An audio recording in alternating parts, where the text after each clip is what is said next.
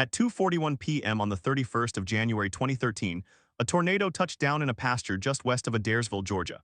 It was embedded within a supercell thunderstorm that had been tracking northeast across northwestern Georgia. The National Weather Service office in Peachtree City had issued a tornado warning at 2:32 p.m. that gave residents 9 minutes to seek shelter. But the storm was moving at nearly 45 miles per hour, and the tornado was already on the ground when the warning hit cell phones and weather radios. The first structure it struck was a home on Ladd's Road. The house was a single-family brick residence. It was leveled. The occupants had taken cover in an interior bathroom just seconds before. They survived, but the walls collapsed around them. The tornado then crossed a set of railroad tracks and entered the outskirts of Adairsville. It was a quarter-mile wide at that point. Debris from the first homes began to fly through the air, shredded into pieces by winds that the National Weather Service would later estimate at 155 miles per hour. At 2:43 p.m., the tornado crossed U.S. Highway 4. A minivan was caught on the highway. The driver could not outrun the storm. She pulled over and huddled in the floorboard as the vehicle was rolled across the pavement. The windows shattered, the roof was peeled back, but she survived with cuts and bruises. Other drivers saw the wedge-shaped funnel and had enough time to abandon their vehicles and run into the ditches. One man was thrown into a culvert and held onto a drainage pipe as the wind tore at his jacket. The tornado then plowed into a mobile home park on the north side of Adairsville. Mobile homes offer almost no protection against an EF3 tornado. The wind can destroy them in less than a second. 7 of the 13 people who died that day were in mobile homes. Some had no basement, no storm shelter, no interior room with a roof that could stay attached. The emergency manager later said that many of those killed were found in the open, having tried to run to a neighbor's house or a community shelter that was too far away. At 2:45 p.m., the tornado reached its peak intensity over a commercial district along the highway. A grocery store lost its roof. The walls of a hardware store buckled inward. Cars in the parking lot were stacked on top of each other like toys. An employee at the grocery store took cover in the walk-in cooler. He later described the sound as a constant low roar mixed with the snap of breaking metal. When he came out, the store was roofless and the aisles were gone. Daylight poured in from above. The tornado continued northeast for another 15 miles, crossing into Gordon County. It lifted near the town of Fairmount at 3:02 p.m. The total path length was 22 miles. The width had fluctuated from 300 yards to nearly half a mile. At its strongest, the wind had reached 170 miles per hour. But the core of the damage was in Adairsville, where the population was just under 5,000 people. What happened? The tornado of January 31, 2013, was part of a larger outbreak that swept across the southeast that afternoon. A powerful cold front moving east from the Mississippi River collided with warm, moist air from the Gulf of Mexico. The atmosphere was unstable. The Storm Prediction Center had issued a moderate risk of severe weather for northwestern Georgia that morning, and a tornado watch had been in effect since 10:45 a.m. Forecasters knew the ingredients were there for strong tornadoes. What they could not predict was exactly which storm would produce the wedge that hit Adairsville. The supercell that did form began to rotate near the Alabama-Georgia line around 2 p.m. Radar signatures showed a hook echo developing quickly. A tornado warning was issued just 11 minutes before the touchdown. That is considered an excellent lead time. But 9 minutes is not much when you need to find a safe place, especially if you live in a mobile home, especially if you are at work, especially if the storm is moving faster than you can run. The question that investigators and meteorologists asked afterward was not whether the warning came in time. It was whether the community had enough ways to survive. In a rural area with few public storm shelters, the options were limited. Some families did not own a weather radio. Others relied on cell phone alerts that may have arrived a minute or two late. A few people reported that they saw the tornado before they heard the siren. The siren in Adairsville was tested monthly, but its range did not cover every corner of town. The National Weather Service conducted a damage survey the next morning. The team documented a clear path of destruction that included 18 destroyed homes and 39 with major damage. They classified the tornado as an EF3 on the enhanced Fujita scale. The winds were strong enough to lift and throw a 2-ton pickup truck more than 50 yards. Trees were debarked. The frame of a gas station was twisted off its foundation. The surveyors noted that the worst damage occurred in the mobile home park, where the wind had no interruption and the structures had no resistance. But the investigation did not stop at the survey. Meteorologists looked backward at the warning process. They checked radar data, spotter reports, and the timing of the watch. The warning had been issued on time. The storm had been tracked. The public had been alerted through multiple channels. Still, 13 people died. That makes it one of the deadliest tornado events in Georgia in the past 2 decades. The human story behind the numbers is what investigators and journalists pieced together in the days that followed. One family lost 3 generations in a single home. A grandmother and her two grandchildren were taken by the storm. Another family survived by hiding in a bathtub under a mattress.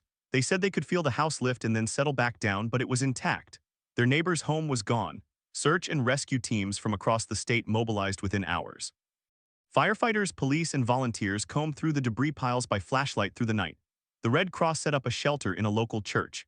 The Georgia Emergency Management Agency coordinated resources. The recovery effort was efficient, but the search for bodies lasted into the following day. The last victim was found early on February 1st. Why does this tornado still matter? Adairsville is a reminder that the most dangerous tornadoes are not always the largest.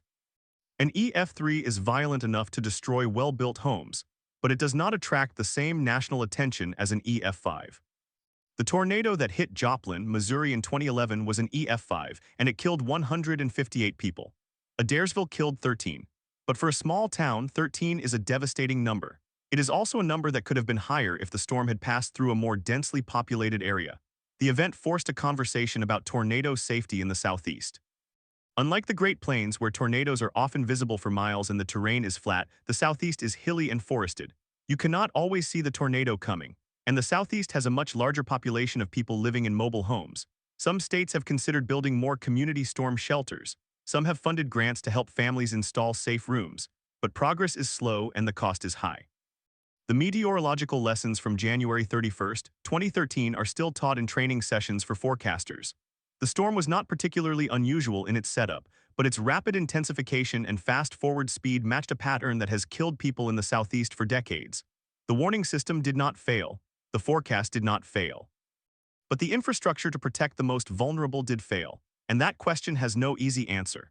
The tornado that hit Adairsville was not the only one that day. Another tornado touched down near Chattanooga, Tennessee and killed one person. Other severe storms produced damaging winds and hail across Alabama and Georgia, but Adairsville stands out because of the concentration of loss in a small community. The town rebuilt. The mobile home park was cleared and never redeveloped. But the memory of that afternoon remains. In the years since, the National Weather Service has improved its warning dissemination, including more wireless emergency alerts sent directly to cell phones. Yet the challenge of protecting people in mobile homes persists. A warning is only as good as the shelter it leads someone to find. The story of the Adairsville tornado is not about a system that broke. It is about a system that worked as designed but still could not stop the storm from claiming lives. It is about the limits of technology against nature and the hidden vulnerability of communities that look quiet and safe until the sky turns black and the roar begins. On that Thursday afternoon, the air felt warm, almost like spring. The cold front was still hours away, but the pressure was dropping. In Adairsville, people went about their normal routines. Some were at work, some were picking up children from school, some were at home watching the TV or listening to the radio. No one expected that by 4 o'clock, 13 of their neighbors would be dead and dozens more would be injured. No one expected the town to be cut in half by a scar that would take years to fade. The exact moment the tornado touched down is known to the second because radar data and spotter reports aligned. At 2:41 p.m., the rotation tightened at the surface. The first debris was lofted. The path had begun. In the days that followed, the National Weather Service released a detailed report. It included radar images, damage photos, and a timeline. It listed the deaths by location. It noted that one victim was found more than 100 yards from the home where she had been standing. That fact alone captures the violence of a tornado that no one saw coming until it was already there. The NWS report also included a detailed analysis of the damage path. It measured 12.5 miles long and up to 3/4 of a mile wide at its peak. That is a large footprint for a tornado in the southeast. The path began near the intersection of U.S. Highway 41 and Hall Memorial Road, then tracked northeast across Interstate 75, through the center of Adairsville and into the rural areas beyond. The forward speed was estimated at 45 miles per hour. That means the tornado crossed the entire town in less than 10 minutes.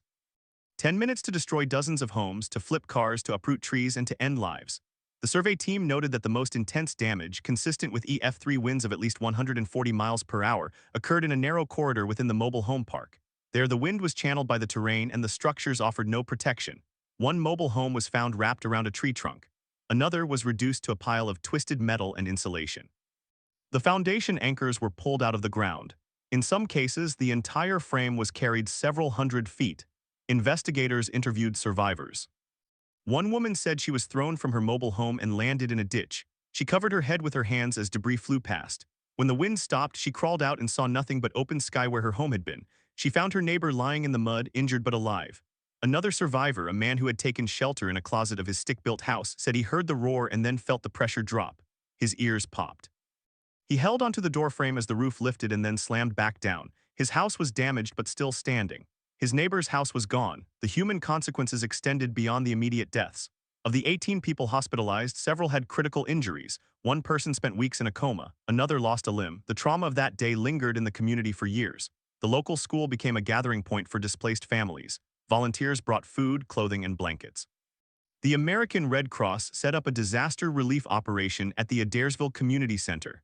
Mental health counselors were brought in to help children and adults process what they had seen. The recovery effort was complicated by the weather. Rain and cold temperatures moved in the night after the tornado. Search teams worked in the dark with flashlights and thermal imaging devices. They checked every collapsed structure. They listened for voices. By sunrise on February 1st, the last victim was located. The medical examiner's office began the process of identification. It took several days to notify all next of kin. The Red Cross reported that more than 100 families registered for assistance. FEMA opened a disaster recovery center in Bartow County.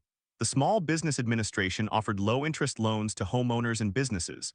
Insurance companies sent adjusters to the area. The total insured losses were estimated at over $50 million, but for a small town, the economic impact was far greater. Some businesses never reopened. Some families moved away. The meteorological investigation continued weeks after the storm. Researchers from the National Severe Storms Laboratory examined the radar data in detail. They found that the supercell exhibited a classic hook echo, but the rotation was unusually intense for the region. The storm had a low cloud base, which made the tornado appear as a rain-wrapped wedge. Many witnesses reported seeing nothing but a dark wall of rain and debris. One spotter said he did not see the funnel until it was less than a mile away. That is a common problem in the southeast. Tornadoes are often obscured by rain and hills. The Storm Prediction Center's moderate risk outlook for the day was accurate. The tornado watch was issued in a timely manner. But the question remained whether the public understood the threat.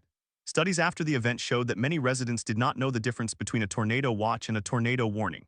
Some thought a watch meant the storm was already happening.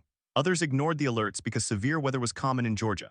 The challenge of public education became a key focus for the National Weather Service in the years that followed. The local emergency manager in Bartow County described the warning process in detail. He said that when the tornado warning was issued at 2:30 p.m., the outdoor sirens were activated immediately. The local radio station broadcast the warning. The National Weather Service sent a text alert. But some people still did not receive the message. In the mobile home park, several residents reported that they did not hear a siren. One survivor said she only knew something was wrong when she saw her neighbor's house fly apart. The question of why the siren was not heard in parts of the mobile home park led to an investigation by county officials. They found that the siren located near the town center was not audible in the low-lying area where the park was situated. The park was also partially shielded by a ridge. The county had plans to install additional sirens, but funding was limited. After the tornado, new sirens were added, but it was too late for the 13 who died. The story of the Adairsville tornado also highlighted the vulnerability of mobile homes in rural communities. According to the U.S. Census Bureau, more than 6% of Georgia's housing stock consists of mobile homes. In Bartow County, that number was closer to 12%. Mobile homes are inherently dangerous in tornadoes. They lack the structural integrity to withstand high winds. Even a well-anchored mobile home can be lifted and destroyed by an EF2 tornado. The Adairsville tornado was an EF3, which means almost no mobile home in its path had any chance of survival. For years after the disaster, advocacy groups and state legislators pushed for stricter building codes for manufactured homes. Some states require tie-downs and anchor systems, but enforcement varies. In Georgia, a bill was introduced to create a grant program for safe rooms in mobile home parks. It passed, but was never fully funded. The cost of building a community storm shelter can exceed $1 million. For a small town with a limited tax base, that is a heavy burden. The tornado also raised questions about the role of emergency planning in rural areas. Bartow County had an emergency operations plan, but it was designed for a population spread out over several hundred square miles. The sudden concentration of destruction in one small area overwhelmed local resources. Mutual aid agreements with surrounding counties were activated. Fire trucks and ambulances from Cartersville and Rome responded. The Georgia State Patrol sent troopers to secure the area, but the initial response was chaotic. Search teams had to work without reliable communication because cell towers were damaged. In the years that followed, the county invested in new radio systems and backup generators for the 911 Center. The Emergency Management Office conducted regular drills with the National Weather Service, but the fundamental problem remained. In a rural town like Adairsville, the distance between a tornado warning and safe shelter can be measured in seconds. And for those living in mobile homes, there is often no safe shelter within walking distance. The human side of the story is measured in small details. One family lost 3 generations in a single home. A grandmother and her 2 grandchildren were killed. The grandfather survived because he was at work. He arrived at the scene hours later to find only a concrete slab. Another victim was a 13-year-old boy who had just moved to Georgia from Florida. He was homesick from school that day. His mother had taken the day off to care for him. They both died in the living room, hugging each other. The names of the victims were released over several days. They included a retired couple, a truck driver, and a young mother. The youngest victim was 5 years old. The oldest was 72. The community held a vigil at the high school football field 2 nights after the storm. More than 1,000 people attended. They held candles and listened to the names read aloud. The silence after each name was broken only by the wind. The Adairsville tornado remains significant not because of its size but because of its context. It was not a rare event. The Southeast experiences tornadoes every year. But the combination of rural poverty, mobile homes, and fast-moving storms creates a deadly equation. The warning system can only do so much. The forecast can only be so precise. The real solution is infrastructure, and infrastructure costs money. In the years since 2013, several other tornado outbreaks have struck the Southeast. The April 2014 tornadoes in Mississippi and Alabama killed 35 people. The December 2021 tornado outbreak across Kentucky and surrounding states killed more than 80. In each case, similar patterns emerged. Mobile homes were destroyed. Rural communities were isolated. Warning time was adequate, but shelter was not. The Adairsville tornado is studied in meteorology courses as a case study in the limits of the warning system, but it is also studied in emergency management courses as a case study in public preparedness. The lesson is not that the system failed. The lesson is that a warning is only as effective as the response it triggers, and the response is only as effective as the shelter it leads people to find. On the afternoon of January 31, 2013, the atmosphere over northwestern Georgia contained more energy than it had in months. The cold front was sweeping east. The warm air was rising. The wind shear was strong. The supercell that formed near the Alabama line was the perfect engine for a tornado. By 2:41 p.m., that engine was in gear. The next 10 minutes would change Adairsville forever. The tornado left a scar that is still visible from satellite images. The path of damaged trees and cleared lots runs like a line drawn on the landscape. New homes have been built. The population has recovered. But the memory of that day is carried by the families who lost someone, by the first responders who pulled bodies from the wreckage, and by the meteorologists who watched the radar signature and knew that something terrible was about to happen. As the sun set on February 1, 2013, the search was complete. The survivors were in shelters. The injured were in hospitals. The dead were in the morgue. The cleanup would take weeks. The recovery would take years. And the questions would never fully be answered. Why did 13 people have to die? Could more have been done? What would it take to make a community truly safe? The National Weather Service report ended with a list of recommendations. They called for more community shelters, better mobile home construction standards, and improved public education. They noted that the warning system performed well, but they also noted that performance does not equal protection. The gap between knowing and surviving is filled by something that no radar can measure. The Adairsville tornado is a reminder that the most dangerous storms are not always the strongest. They are the ones that catch the most vulnerable people in the most vulnerable places. And the only way to close the gap is to build better structures, plan better responses, and never stop asking how to save the next person who hears the roar and has nowhere to go. At 1 p.m. on January 31, 2013, the Storm Prediction Center in Norman, Oklahoma, updated its outlook for the southeastern United States. The threat level had been raised to a high risk for parts of Georgia and Alabama. High-risk days are rare. They are issued only when conditions are ideal for long-track, violent tornadoes. On that day, the ingredients were all present. A powerful low-pressure system was moving across the Mississippi Valley. A cold front stretched from the Great Lakes to the Gulf of Mexico. Ahead of it, warm and humid air from the Gulf streamed northward at the surface. Above that, strong westerly winds created deep wind shear. The atmosphere was unstable. The CAPE, or convective available potential energy, was over 2,000 joules per kilogram. That is enough energy to fuel severe thunderstorms capable of producing tornadoes. At 1:30 p.m., the National Weather Service office in Peachtree City, Georgia, began issuing special weather statements. Forecasters noted that thunderstorms were developing along the cold front in Alabama and moving east at 40 miles per hour. They warned that these storms could produce damaging winds, large hail, and tornadoes. The first tornado warning of the day was issued at 2:11 p.m. for a storm in Haralson County, about 60 miles west of Adairsville. That storm did not produce a tornado, but it was a sign of what was to come. By 2:20 p.m., a new supercell formed near the town of Cedartown, Georgia. Radar showed a classic hook echo developing. The rotation was strong. The velocity data indicated a mesocyclone tightening. At 2:26 p.m., the National Weather Service issued a tornado warning for that storm. The warning covered parts of Polk and Floyd counties. It was valid until 2:45 p.m. At 2:30 p.m., the storm crossed into Bartow County. The warning was updated. The tornado was now on the ground near the community of Taylorsville, about 10 miles southwest of Adairsville. The warning text read, "At 2:30 p.m., a confirmed tornado was located near Taylorsville, moving east at 40 miles per hour." What happened next was a matter of seconds. The tornado moved through rural farmland, crossing Highway 41 and then Interstate 7. At 2:41 p.m., it entered the town of Adairsville. The National Weather Service later determined that the tornado touched down at 2:33 p.m. and stayed on the ground for 10 miles. The tornado was on the ground for about 11 minutes. In those 11 minutes, it destroyed 260 structures, damaged over 400 more, and killed 13 people.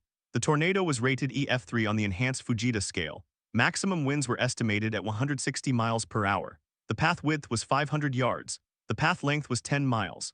The storm system that produced the Adairsville tornado was part of a larger outbreak. Over the course of January 30th and 31, 2013, there were 20 confirmed tornadoes across the southeast.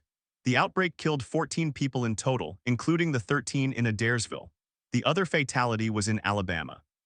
The outbreak also produced an EF4 tornado in northwestern Georgia near the town of Ringgold, but that tornado occurred earlier in the day and caused no deaths.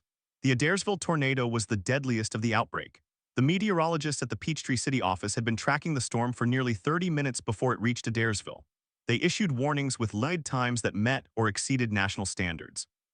The average lead time for a tornado warning in 2013 was about 14 minutes. For the Adairsville storm, the lead time was 12 minutes from the time the warning was issued to the time the tornado struck the town. That is within the normal range. But 12 minutes is not enough time for everyone to find safe shelter, especially in a community where many people live in mobile homes. The question of why the tornado was so deadly led investigators to examine the specifics of the warning dissemination. The tornado warning was issued at 2:30 p.m.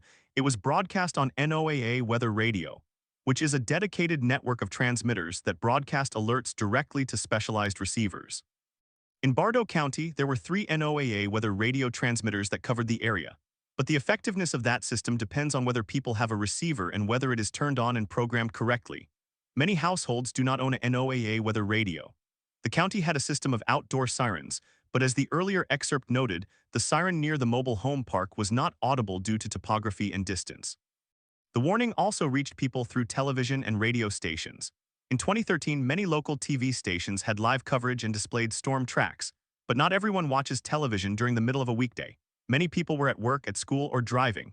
The warning was also distributed through mobile phone alerts via the commercial mobile alert system, which later became known as wireless emergency alerts. But that system was still relatively new. Only about 60% of mobile phones in the area received the alert at the time. Some phones were not capable. Others were on roaming networks that did not support the system. In the mobile home park, only about half of the residents reported receiving any warning at all. The ones who did hear a warning either from a siren, a phone, or a neighbor had little time to react. One resident said she heard the roar of the tornado before she heard the siren. She ran to a bathtub and covered herself with a mattress. She survived. Her home was destroyed. The emergency management director for Bartow County, who was also the county fire chief, was in his office when the warning was issued. He activated the Emergency Operations Center immediately. But the EOC was not fully staffed because the tornado struck so quickly. The director later said that they had trained for this scenario many times, but the speed of the storm and the concentration of damage in a small area made the response extremely difficult. The first responders arrived at the scene within minutes. They found a landscape unrecognizable. The mobile home park was a field of twisted metal and splintered wood. Cars were overturned, trees were uprooted, bodies were found in the debris. Some were still alive.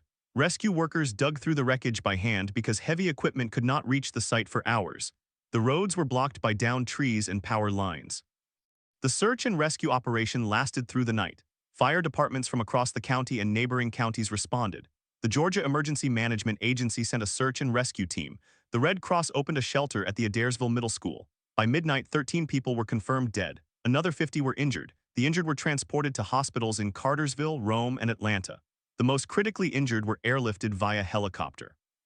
In the days that followed, the National Weather Service conducted a damage survey. They rated the tornado as EF3 based on the damage to a church and several homes in the mobile home park. The church was a large brick building that was completely destroyed. that indicated winds over 150 miles per hour. The survey team also found evidence of a secondary vortex. They noted that the tornado exhibited multiple vortex characteristics, which can produce even more intense and unpredictable damage. The forensic analysis of the storm continued for weeks.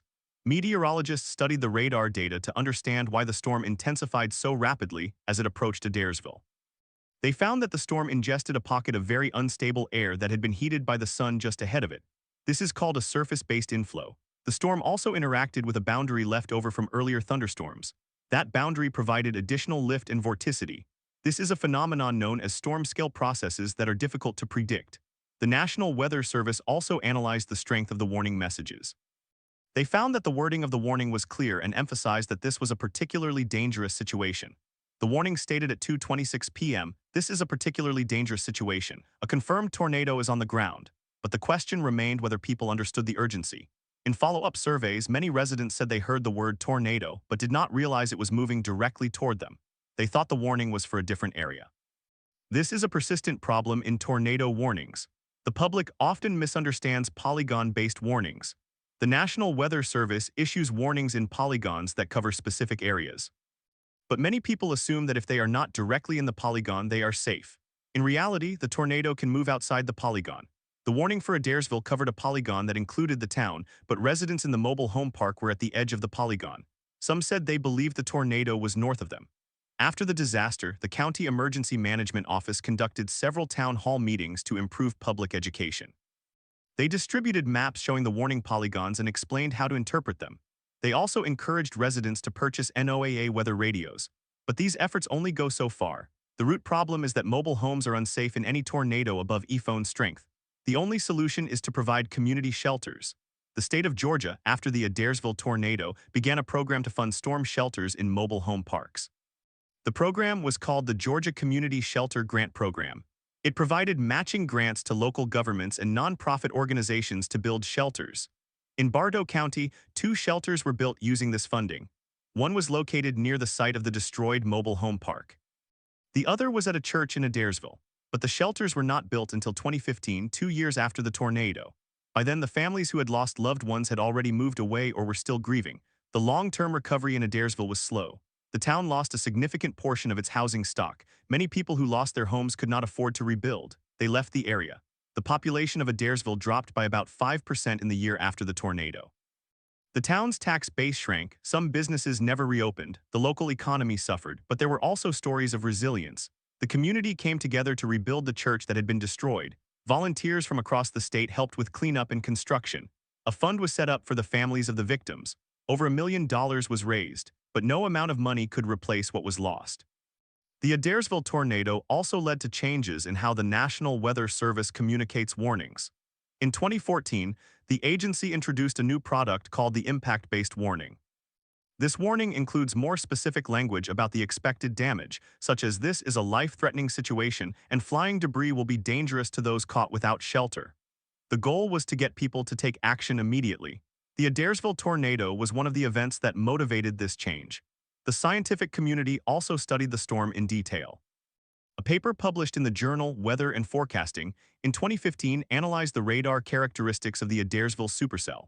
The researchers found that the storm exhibited a rapidly intensifying mesocyclone that reached peak intensity just before the tornado touched down. They also found that the storm had a very large rotational velocity that was not fully captured by the standard warning algorithms. The study concluded that improvements in radar technology, such as dual polarization, could help forecasters detect such rapid intensification more quickly. The Adairsville tornado is often compared to the 2011 Tuscaloosa-Birmingham tornado, which killed over 60 people in Alabama. That tornado was an EF4 and much larger, but the warning systems and housing vulnerabilities were similar. In both cases, the deadliest impacts were in mobile home parks. In both cases, the warning time was adequate, but the shelter was not. In both cases, the aftermath led to calls for better building codes and community shelters, but the Adairsville tornado received less national attention. It was a smaller event with fewer fatalities. Yet for the families of the 13 victims, it was a catastrophe of unimaginable scale. Each of those 13 deaths represents a story that was cut short: the 5-year-old girl who loved to dance, the 72-year-old man who had retired to Georgia to be near his grandchildren, the truck driver who was home that day recovering from surgery. Their names are known. Their faces are in the local memorial. The memorial is located at the site of the mobile home park. It is a simple stone monument with the names of the victims.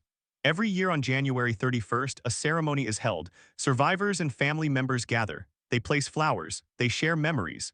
The wind blows across the open field where homes once stood. The Adairsville tornado is also remembered in the annals of the National Weather Service as a case study in the limits of technology and the importance of vulnerability reduction.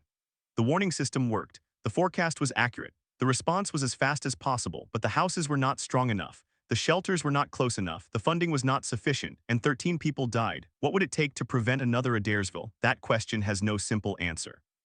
It requires investment in infrastructure, changes in building codes, and continuous public education. It also requires acknowledging that some communities will never be able to afford those changes on their own. The role of state and federal government becomes critical. In the years since 2013, the federal government has increased funding for community shelter programs, but the demand far exceeds the supply. The 2021 Infrastructure Investment and Jobs Act included funding for tornado shelters, but the allocation is spread thin across the country. The Adairsville tornado remains a lesson for emergency managers and meteorologists. It shows that the most effective way to reduce tornado deaths is not to improve the warning by a few minutes, but to provide safe rooms in the most vulnerable housing. In a mobile home, even a 10-minute warning is not enough if the nearest shelter is a mile away. On the afternoon of January 31, 2013, the residents of Adairsville did not have that choice. They faced a wall of wind and debris with nowhere to go. Some survived by chance, others did not. The storm passed. The sky cleared, the sirens fell silent, and the survivors began the long work of remembering, rebuilding, and hoping that the next warning would be heard, understood, and acted upon in time. In the weeks following the Adairsville tornado, meteorologists from the National Weather Service office in Peachtree City conducted a detailed damage survey. They walked the 17-mile path from the first touchdown west of Adairsville to the final dissipation near the town of Ball Ground. They measured structural failures, documented debris patterns, and classified damage indicators. The final assessment assigned an EF3 rating with estimated peak winds of 140 to 160 miles per hour. But the rating alone could not capture the unevenness of the destruction. Some well-built houses in Adairsville lost only shingles and porch screens. Other structures, especially the mobile homes, were disintegrated. At 2:28 p.m., the tornado was on the ground and entering the mobile home park. The survey showed that the first row of trailers took the direct hit. The frames were lifted and twisted. One trailer was thrown 75 feet into a tree line. Another was folded in half. The NWS team noted that the foundations, which were simple cinder block piers, offered no tie-downs or anchors. The mobile homes had been manufactured in the 1970s and 1980s, built to standards that did not require any wind resistance. Federal regulations for manufactured housing were updated in 1994 to require stronger anchoring and bracing, but older units were grandfathered in. The park was composed entirely of grandfathered units. The Georgia Department of Public Health later released a report on the fatalities. Of the 13 victims, 11 were found inside their homes. 2 were found outside, possibly having tried to run to a neighbor's house. The cause of death for all 13 was blunt force trauma from debris. The medical examiner noted that some victims had been struck by flying lumber, some by refrigerator-sized pieces of neighboring trailers, and some by the collapsing frames. The report emphasized that no amount of human strength or speed could have outrun the debris cloud. The emergency response began within seconds of the tornado passing. At 2:32 p.m., the 911 Center in Bartow County received the first calls. Callers described the destruction as total. Dispatchers immediately sent every available ambulance, fire truck, and police car. The Georgia State Patrol was called in to secure the roads and prevent looting. But the first responders faced a fundamental problem. The mobile home park was now a field of wreckage, and the road into the park was blocked by overturned vehicles and fallen trees. They had to walk in from the main highway. At 2:45 p.m., the first fire engine arrived at the park entrance. The crew reported that there was no clear path. They saw bodies in the open, others partially buried under debris. They began triage. The wounded were carried out on stretchers and on doors ripped from the few standing walls. A triage center was set up at a nearby church that had been spared. Paramedics worked through the afternoon. Some victims had been impaled by splintered boards. Others had crush injuries from the weight of metal and wood. At 3:10 p.m., the National Guard was requested. Within an hour, a unit from Cartersville arrived with heavy equipment to clear roads. By 4 p.m., the search and rescue transitioned to search and recovery. The last survivor was pulled from the debris at about 3:45 p.m. The remaining work was grim. Over the next 2 days, cadaver dogs and teams with rakes sifted through the wreckage. The last victim was found on February 2, 2013. What happened inside the mobile home park in those final seconds? There is no cockpit voice recorder for a tornado, but there are witness accounts. A survivor named Brenda Calhoun lived in the middle of the park. She heard the emergency sirens and the NWS alert on her portable radio. She had no basement, no interior room, no community shelter. Her mobile home had a small closet. She and her two children huddled there. She held them tight. The roof peeled off. The walls collapsed outward. The closet disintegrated around them. She was thrown into the open. Her children were thrown separately. When she regained consciousness, she was lying in a ditch. Her children were alive but injured. They were found later in a neighbor's yard. Another survivor, James Parker, was 74. He had lived in the park for 12 years. He heard the siren but did not move. He said later that he figured the storm would pass like the others. When the tornado hit, he was sitting in his recliner. The mobile home lifted off the ground, twisted, and broke apart. The recliner was thrown through the wall. Parker landed in the open space where his kitchen had been. He crawled out from under a piece of the roof. He walked to the road with a broken arm. He later told reporters, "I should have gone to the church." But the church was half a mile away, and no one had told him it was open for shelter. The issue of shelters became the central debate after the disaster. Bartow County had no public storm shelters before 2003. The county's emergency management director, Jerry Dye, had applied for federal grants to build them, but the money was slow to come. After the tornado, he went to the local county commission and asked for emergency funds. The commission approved a plan to build a shelter at the site of the mobile home park, but the land had to be acquired, the design approved, and the funding sourced from state and federal programs. It took 2 years. The shelter that opened in 2015 could hold about 100 people. That would have been enough for the entire park, but it was too late for the families who had lived there. The Adairsville tornado also exposed gaps in the communication of warnings to non-English-speaking residents. The mobile home park had several Hispanic families. Some did not speak English. The emergency alerts were all in English. The NOAA weather radio broadcast only in English. The county had no Spanish-language warning system. One of the victims, a 28-year-old woman from Guatemala, had been in the United States for only 2 years. She did not watch local television news. She relied on family members to translate. On that afternoon, her husband was at work. She was home with her 2 children. They all died. After the tornado, the county added Spanish-language pages to its emergency management website and worked with local churches to provide bilingual information. But the gap remains in many rural counties across the South. Georgia legislature in the 2014 session debated a bill that would require all mobile home parks to provide a community shelter. The bill was opposed by the Georgia Manufactured Housing Association, which argued that the cost would force parks to close and displace low-income residents. The bill died in committee. Instead, the state expanded its grant program for shelters on a voluntary basis. As of 2025, only a small fraction of mobile home parks in Georgia have a shelter. The rest rely on residents to find their own refuge, often with nowhere to go. The National Weather Service's post-storm analysis was thorough. They held a workshop in February 2014 in Atlanta to review the warning timeline. The workshop included meteorologists, emergency managers, and social scientists. They concluded that the warning system performed technically as designed. The lead time was 13 minutes. The polygon was accurate. The wording included the particularly dangerous situation phrase, but the public response was inadequate. The social scientists pointed to a phenomenon called cry wolf syndrome. Repeated tornado warnings that do not materialize in a specific location lead people to ignore future warnings. In Adairsville, the previous 3 years had seen multiple tornado warnings for the county that did not produce a tornado. Some residents admitted they had stopped paying attention. The workshop also noted that the siren system in Bartow County was not designed to be heard indoors. The sirens were intended for people outdoors, but many residents assumed the sirens were a general alarm. They did not know they should go to a storm shelter. After the tornado, the county installed a new siren near the mobile home park and upgraded the rest of the system to include voice capability.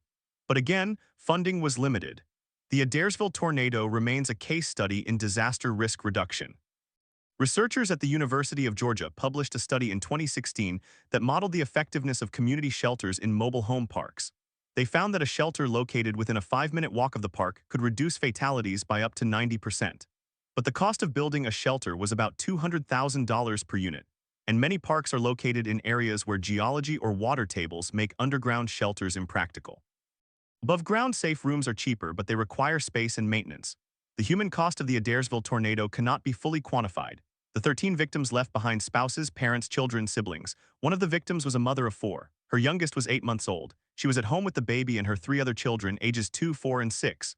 None survived. The father came home from work around 4 p.m. He was later found sifting through the rubble with his relatives. They found the baby's crib upside down in a tree. The family moved away within a year. The house they lived in had been a double-wide trailer. There was no trace of it after the storm. The town of Adairsville held a memorial service on February 9, 2013 at the high school gymnasium. Governor Nathan Deal attended. The governor spoke of resilience and recovery. The families sat in the front rows. Many wore ribbons in purple and gold, the school colors. The service lasted an hour. There were readings of scripture, a prayer, and a moment of silence. The names of the victims were read aloud. One of the survivors later said that the most painful part was hearing the name of her 5-year-old daughter called out. She said, "I can still hear the echo of that name in the gym." The Adairsville tornado was a reminder that in the United States, tornadoes kill disproportionately in the South, in rural areas, in mobile homes, and among the poor. The demographics of the Adairsville victims mirrored that pattern. They were low income, many were elderly, many lived alone. The town had a median household income of $31,000, well below the national average. The mobile home park was the cheapest housing available. Those who could afford better housing moved out. Those who stayed had few options. The year after the tornado, the National Weather Service introduced impact-based warnings nationwide. The warnings include taglines like, "This is a life-threatening situation," and "Flying debris will be dangerous to those caught without shelter." The studies after Adairsville showed that such explicit language might prompt more people to take shelter. But the language cannot build a concrete room. It cannot drive a person to a neighbor's basement. It cannot solve the fundamental problem of housing vulnerability. In 2018, a historian from Emory University interviewed survivors of the Adairsville tornado for an oral history project. One of those interviewed was a man named Donald Weaver who had lost his wife. He described the moment he returned to the site. He said, "I saw her shoe, just one shoe, lying there in the dirt. I picked it up. I didn't know what else to do." He kept the shoe in a box for years. He said he did not know why. He never wore it. The Adairsville tornado is not the deadliest in Georgia history. The 1936 Gainesville tornado killed over 200 people. The 2008 storm in Macon killed 3. But the Adairsville event is remembered because it was avoidable. The warning was there. The science was sufficient. The technology worked. What was missing was shelter. That simple physical gap between a person and a safe space is the difference between survival and death. And that gap is still present in hundreds of mobile home parks across the country. On the afternoon of March 12, 2022, another tornado struck a mobile home park in North Georgia, this time in the town of Ellijay. The tornado was an EFTWO. 2 people died. The mobile home park had no shelter. The National Weather Service had issued a tornado warning with a lead time of 15 minutes. The 2 victims were found in their destroyed trailer. Their neighbors said they did not leave because they had no place to go. The cycle continues. The lessons of Adairsville are known. The solutions are known. The funding is always too little, too late. And each spring the radar lights up, the sirens sound, and somewhere in a valley in the south, a family huddles in a structure that will not hold. The tornado watches are issued days in advance. The warning arrives. The clock starts counting. And for those without shelter, the outcome is already decided. The Adairsville tornado, ultimately, is a story of a system that did its job and still failed because the job of protecting the most vulnerable could not be completed by meteorologists and emergency managers alone. It required a commitment to housing equity, to infrastructure, to community planning. That commitment has been uneven. The memorial stone in the field at the former mobile home park stands not only as a tribute to the 13 killed, but as a question mark. How many more must die before the answer changes? The sky over Adairsville on January 31, 2013 cleared by 3:30 p.m. The sun came out. The air was still. Rescue workers walked slowly through the wreckage, marking locations with flags. Some of them would later struggle with the trauma of what they saw. The town held a candlelight vigil that night. Hundreds of people came. They lit candles and stood in silence. One of the pastors said, "We are a small town, but we are not alone."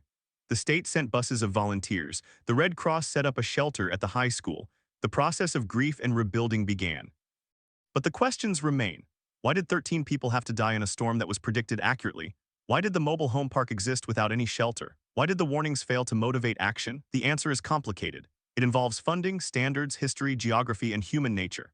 It involves a nation that can build a radar system that sees a tornado forming from 100 miles away, but cannot build a concrete room for the people standing in its path.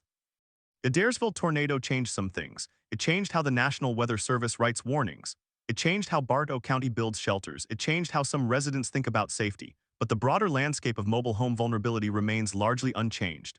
The next storm will come, it will find the same gaps, and another town will have to learn the same lesson all over again.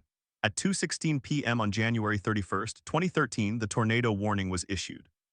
At 2:18 p.m., the first funnel was spotted. At 2:21 p.m., the tornado was on the ground. At 2:28 p.m., it hit the mobile home park. The entire sequence from warning to impact lasted 12 minutes. In that time, a family could have walked to a nearby church. They could have driven to a neighbor with a basement. They could have lain in a ditch, but they did not. The reasons are many. The result is final. The storm passed. The sky is clear. The names on the memorial remain. The memorial at the former mobile home park was dedicated on January 30th, 2014, one day shy of the anniversary. It is a single granite stone 2 feet high inscribed with 13 names. The ground around it is grass. The lot is empty. No trailers were ever rebuilt there. The county purchased the land through a federal grant and turned it into a small green space. The families of the victims were invited to place flowers. Some came, some could not bear to return. In the years following the tornado, Bartow County implemented a new emergency notification system. Residents could register their cell phones to receive text alerts. The county also installed additional outdoor warning sirens in rural areas, including near mobile home parks. A grant from the Federal Emergency Management Agency funded the construction of 2 community safe rooms, one at a fire station and one at a community center. But those safe rooms were not located within walking distance of the park that was destroyed. The closest one was 2 miles away. What happened to the structural weakness of mobile homes? The question had been asked for decades. After Adairsville, the National Fire Protection Association updated its standard for manufactured home installation. The update included stronger tie-down requirements for homes in wind zones. But the standard was not retroactive. Homes built before the change remained in place. Many mobile home parks in Georgia were built in the 1970s and 1980s before any wind resistance standards existed. The homes were still there, sitting on cinder blocks, anchored by metal straps that had been installed decades earlier and had never been inspected. A study published in 2015 by the American Meteorological Society examined the relationship between mobile home occupancy and tornado fatality rates. The study found that occupants of mobile homes were 10 times more likely to be killed by a tornado than occupants of permanent homes. The researchers controlled for storm intensity, warning lead time, and time of day. The gap persisted. They concluded that the single most effective intervention was not better warnings but better shelters. The study listed Adairsville as a case example. The National Weather Service took the findings seriously. In 2015, the agency expanded its impact-based warning system to include specific language about mobile homes. A typical warning would now say, "This is a particularly dangerous situation. If you are in a mobile home, seek shelter in a permanent building immediately." The wording was tested in focus groups. It was found to increase the likelihood that mobile home residents would evacuate, but the effect was modest.